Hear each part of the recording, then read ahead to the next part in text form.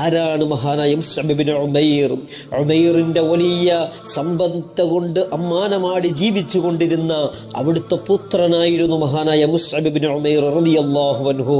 ഇസ്ലാം പുൽകുന്നതിന് മുമ്പ് അവിടുന്ന് നടക്കുന്ന സമയത്ത് അയൽപ്പക്കത്തുള്ള പെണ്ണുങ്ങളടക്കം എല്ലാവരും എത്തി നോക്കും.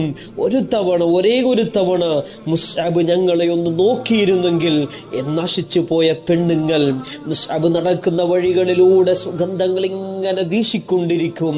അതേപോലെ ആഡംബര വസ്ത്രങ്ങളും സുഗന്ധദ്രവ്യങ്ങളും പൂശിക്കൊണ്ട് നടന്ന മുസ്അബ് ഇബ്നു ഉമൈർ റളിയല്ലാഹു അൻഹു, അത്രത്തോളം ആഡംബര ജീവിതങ്ങളായിരുന്നു മുസ്അബ് തങ്ങൾ നയിച്ചു കൊണ്ടിരുന്നത്.